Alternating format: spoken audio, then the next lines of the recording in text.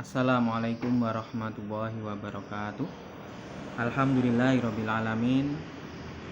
Allahumma sholli wa sallim wa barik ala Muhammadin. Rabbi shrah li sadri wa yassir li amri wahlul 'uqdatam min lisani yafqahu qawli. Baik anak-anakku sekalian, hari ini Pak Barok memulai pelajaran melalui daring.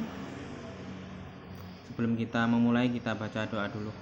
A'udzubillahi minasyaitonirrajim. Bismillahirrahmanirrahim. Alhamdulillahirabbil alamin arrahmanirrahim maliki yaumiddin. Iyyaka na'budu wa iyyaka nasta'in. Ihdinas siratal mustaqim. Siratal ladzina an'amta 'alaihim ghairil maghdubi 'alaihim waladdallin. Amin. Rabbi shrah li sadri wa yassir li amri wahlul 'uqdatam min lisani yafqahu qawli. Rabbi zidni ilman warzuqni fahman. Amin ya rabbal alamin. Baik, untuk mengawali semester 1 ini, semester genap ya, maaf ya, di buku kalian, di buku Muhammadiyah Al-Islam ya, kitab Al-Islam, untuk bab yang pertama itu tentang meraih kedamaian dengan mujahadah nafs, husnudzon dan ukhuwah. Karena di awal semester genap ini memang persaudaraan dan persatuan dalam kehidupan harus kita tanamkan pada diri kita. Baik anak-anak, apa saja yang akan menjadi poin penting dalam pembelajaran kali ini? Yang pertama adalah kita akan membahas tentang surat Al-Hujurat ayat 12. Ini membahas tentang husnudzon atau berprasangka baik. Kemudian kita membahas tentang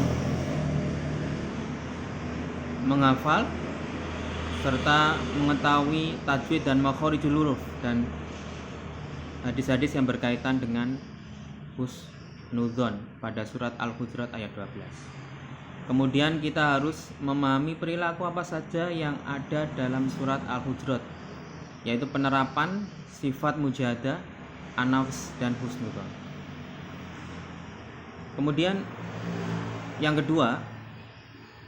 poin yang kedua adalah surat Al-Hujurat ayat 10, di mana ini membahas tentang ukhuwah Islamiyah. Kita harus mampu membaca serta menghafal surat Al-Hujurat ayat 10 serta menganalisa tajwid dan makharijul huruf serta hadisnya, serta menerapkan sikap ukhuwah yang tercantum dalam Quran surat Al-Hujurat ayat 10. Baik anak-anak sekalian, sebelumnya kita akan mentadaburi Al-Quran. Ini ada beberapa gambar, di mana perilaku gambar yang pertama adalah sikap ukhuwah, dan yang kedua adalah perilaku yang tercela, yaitu saling berkelahi, bertikai. Itu dalam Islam merupakan gambaran yang dilarang. Kemudian literasi kita juga harus tingkatkan dengan membaca. Baik, selanjutnya kita akan membaca surat Al-Hujurat ayat 12. A'udzubillahi minasyaitonirrajim. Bismillahirrahmanirrahim. Ya ayyuhalladzina amanu ijtanibu katsiran minadh-dhann inna ba'dadh-dhanni itsmun wa la tajassasu wa la yaghtab ba'dukum ba'dha ayuhibbu ahadukum ayyakula lahma akhihi maitan fakarihtumuh wattaqullah innallaha tawwabur rahim. Kita mengidentifikasi hukum tajwidnya. Yang pertama adalah tentang lafadz alladzina, di mana ada ya sukun diawali oleh kasroh maka dinamakan matobi. Yang kedua, amanujtanibu, ijtanibu, disebut hukum bacaan qalqalah sugro karena ada huruf jim yang berharokat sukun di tengah. Kemudian ada ismu wala, idgham bi ghunna, yaitu dhammah tanwin ketemu dengan wawu. Ya, ada huruf mim berharokat, dhammah tanwin bertemu dengan huruf wawu. Kemudian yang ketiga ikhfa syafawi, ba'dukum ba'dha. Apa ikhfa syafawi? Yaitu mim sukun, ya, apabila ada mim sukun bertemu dengan ba. Kemudian ba'dha mat iwat, di mana ada fathah tanwin berada paling akhir ayat atau tanda waqaf. Kemudian Tawwabur Rahim idgham bi gunna karena ada huruf ba berharokat dhammah tanwin bertemu dengan ro. Ya, kita lanjut. Kita mengartikan secara lafziah. Ya ayyuha wahai alladzina orang-orang amanu mereka beriman. Ijtanibu jauhilah katsiran minadh-dhon. Katsiran banyak minadh-dhon dari prasangka. Inna sesungguhnya ba'dha sebagian adh-dhon prasangka ismun dosa. Wala dan janganlah tajassasu kalian mengintai kesalahan. Wala dan janganlah yaktab mengumpat ba'dukum sebagian kalian ba'dha sebagian yang lain. Ayuhibbu apakah kalian menyukai ahadukum di antara kalian? Ai ya. Ai itu harokat ai. Bahwa ayakula lahma memakan lahma daging akhihi saudaranya maitan bangkai atau mati. Fakarihtumu maka kalian benci atau jijik padanya. Wattaqullah dan bertakwalah kepada Allah. Innallaha sesungguhnya Allah Tawwabun maha penerima taubat Ar-Rahim maha penyayang. Ini adalah lafaz perkata. Kemudian terjemahnya sudah pasti ya. Terjemahnya hai orang-orang beriman, jauhilah prasangka. Sesungguhnya sebagian prasangka itu dosa, dan janganlah kamu mencari kesalahan orang lain, dan janganlah kalian saling menggunjing sebagian yang lain. Apakah di antara kamu suka memakan daging saudara yang sudah mati? Tentu kamu merasa jijik dan bertakwalah kepada Allah. Sesungguhnya Allah maha penerima taubat dan maha penyayang. Asbabun nuzul, bahwasanya surat ini dikisahkan ya oleh Ibnu Munzir dari Ibnu Juraij bahwa ayat surat ini turun berkenaan dengan Salman Al-Farisi yang bila selesai makan suka tidur sambil mendengkur. Pada waktu itu ada orang menggunjing perbuatannya, maka turun ayat ini. Jadi tidak boleh menggunjing walaupun itu perilaku yang tidak baik. Ya. Kemudian penjelasannya sudah jelas. Dalam Islam orang yang suka menggunjing dan orang yang suka bersuudzon, berprasangka buruk, atau orang yang suka menggunjing tadi tajassus ya, ghibah. Ghibah itu menggunjing, tajassus itu suka mencari kesalahan orang lain. Prasangka buruk itu dalam Quran surat Al-Hujurat ayat 12 tadi menerangkan bahwa orang yang menggunjing pun ibarat dia memakan saudaranya sendiri yang sudah menjadi bangkai. Na'udzubillah. Jadi maka hindarilah perbuatan menggunjing itu. Rasul pun bersabda, "Iyyakum badzon fa inna dzanna akdzabul hadits." Jauhilah banyak berprasangka buruk karena berprasangka buruk itu akdzabul hadits, yaitu ungkapan yang paling dusta. Wala tajassasu dan janganlah kamu mencari kesalahan orang lain. Wala tabaghadu dan janganlah kamu saling menebar kebencian. Wa kunu ikhwanan dan janganlah kalian bersaudara. Ini perintah Rasul. Dan ini juga dalil-dalil yang sudah banyak di buku yang ini, buku e-learning yang sudah Pak Bara bagikan di grup WA. Silakan nanti dibaca lebih lanjut. Kemudian penjelasan dari surat tadi sudah jelas. Husnudzon itu adalah prasangka baik kepada Allah. Ya, jadi kita harus berhusnudzon kepada Allah. Ya, itu yang pertama. Yang kedua, berhusnudzon dalam bertakwa kepada Allah. Ya, yang ketiga, husnudzon dalam berdoa. Ya, dan yang keempat, husnudzon dalam berikhtiar dan bertawakal. Kemudian husnudzon kepada orang lain, yaitu kita harus berprasangka baik kepada orang lain. Ya, karena Rasul bersabda, al-muslimun man salimal muslimuna min lisani wa yadihi. Seorang muslim itu sejatinya adalah orang yang dengan muslim lainnya selamat dari bahaya lisan dan tangannya. Kemudian berhusnudzon kepada diri sendiri, yaitu selalu optimis dalam menghadapi semua masalah. Hikmahnya apa sih kenapa kita harus husnudzon? Yang pertama, meningkatkan sifat sabar. Yang kedua, dapat mencegah perilaku buruk atau negatif seseorang. Yang keempat, terbinanya hubungan baik dan dalam berinteraksi. Nah, ini salah satu beberapa hikmah husnudzon. Dan masih banyak lagi ya. Kemudian bagaimana menerapkan perilaku husnudzon atau mujahadah nafs, perilaku mengontrol diri tadi ya. Yang pertama, menghindari dan menjauhi perbuatan dosa maksiat. Yang pertama. Yang kedua, mengarahkan seluruh aktivitas hidup untuk meraih ridho Allah Subhanahu wa taala. Kemudian yang ketiga, menahan dan mengendalikan hawa nafsu. Yang keempat, memperbanyak dan membiasakan diri kepada Allah Subhanahu wa taala, zikrullah. Ya, ala bi zikrullah tatmainnul qulub. Kemudian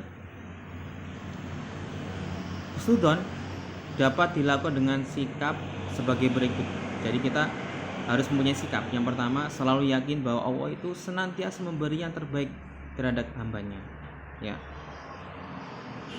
La yukallifu nafsan illa wus'aha, tidak akan diberikan beban yang terhadap kepada hamba seseorang. Seorang hamba itu tidak akan memberikan beban yang berat kecuali dia mampu mengatasi beban tersebut. Itu jaminan dari Allah. Kemudian selalu bersyukur ya dengan nikmat Allah. La in syakartum lazidannakum. Semakin kita bersyukur, maka semakin banyak Allah memberikan rezeki. Dan sebaliknya, wala in kafartum, dan sebaliknya kalau kita kufur, inna adzabi lasyadid. Sungguh adabku sangat pedih. Kemudian yang ketiga, bertawakal, bersikap tawakal, sabar dan ikhlas. Ini merupakan salah satu cara supaya kita mampu menerapkan husnudzon dalam kehidupan kita, apalagi dalam keadaan corona yang covid seperti ini. Dan sikap-sikap yang lain yang bisa kita lakukan ya. Kemudian surat Al-Hujurat ayat 10. A'udzu billahi minasyaitonir rajim. Bismillahirrahmanirrahim. Innamal mu'minuna ikhwatun fa aslihu baina akhawaykum wattaqullaha la'allakum turhamun. Identifikasi tajwid ikhwatun fa aslihu, ikhfa karena dhamma tanwin bertemu dengan huruf fa. Kemudian la'allakum turhamun idzar syafawi karena ada mim sukun bertemu dengan huruf ta. Perkata innama, sungguhnya hanyalah al-mu'minuna, orang-orang beriman, ikhwatun, bersaudara. Aslihu, maka berdamaikanlah baina di antara khawaikum, kedua saudara kalian. Wattaqu, dan bertakwalah Allah kepada Allah ya. In la'alakum, sebagai kalian turhamun, kalian dirahmati. Terjemahnya, sesungguhnya orang-orang mukmin itu bersaudara. Karena itu damaikanlah antara kedua saudaramu yang berselisih dan bertakwalah kepada Allah agar kamu mendapat rahmat. Asbabun nuzul, bahwa Rasulullah SAW pada saat itu menemui Abdullah bin Ubay, maka Nabi menemuinya dengan menunggang keledai, sedangkan kaum muslim berangkat bersama beliau dengan berjalan kaki melintasi tanah yang tandus. Ketika Nabi menemuinya, ia berkata, menjauh dariku, demi Allah bau keledai menggangguku. Maka berkatalah seorang dari kaum Ansor di antara mereka,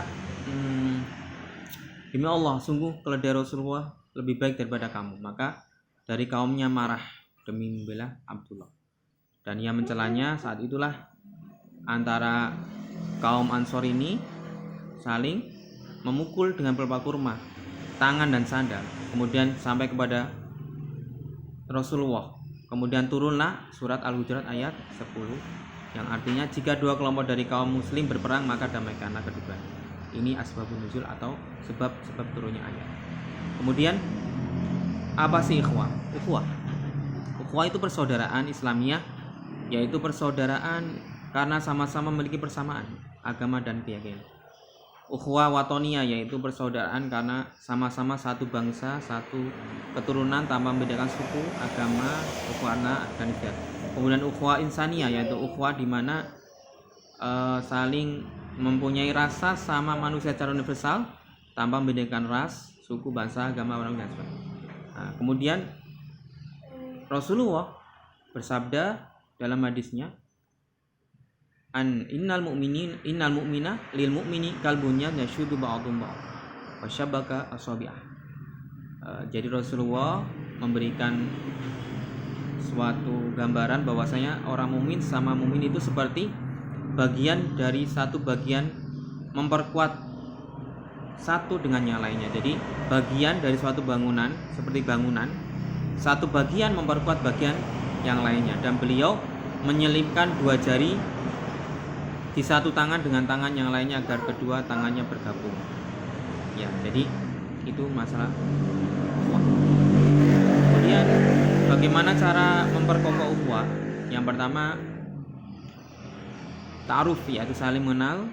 Tafahum, saling mengenal sesama lain, dalam artian kalau ta'aruf tadi secara fisik, kalau tafahum secara pemikiran.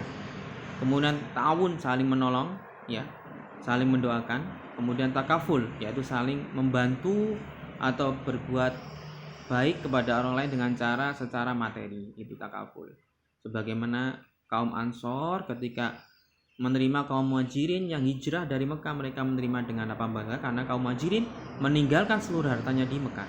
Nah, ini namanya takaful secara materi. Kemudian Rasul juga bersabda, la tadkhulul jannah, la tadkhulunal jannah, ya, hatta tu'minu wa la tu'minu hatta tahabu. Jadi tidak akan masuk surga sampai kalian saling beriman kepada Allah, ya.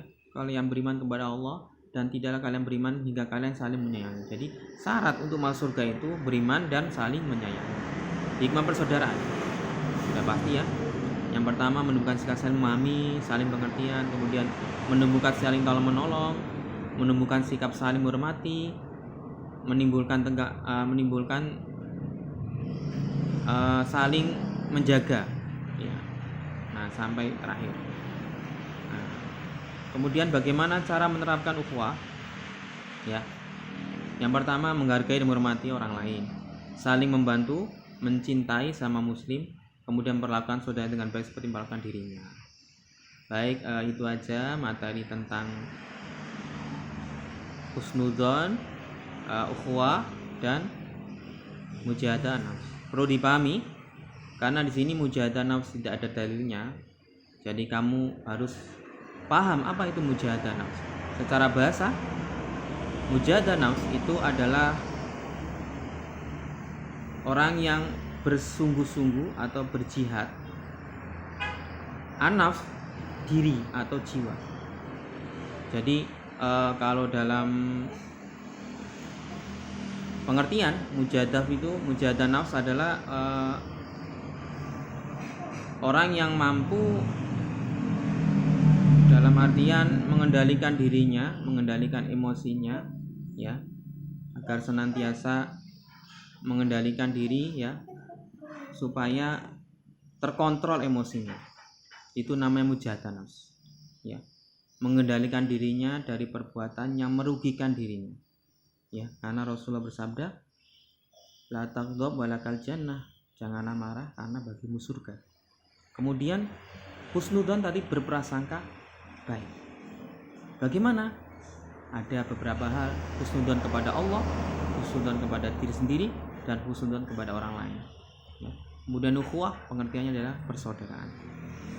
Mungkin itu aja yang bisa Pak sampaikan lewat media daring. Mudah-mudahan kalian paham, pelajari di rumah. Mudah-mudahan kita semua sehat walafiat. Rabbana atina fid dunya hasanah wa fil akhirati hasanah wa qina adzabannar.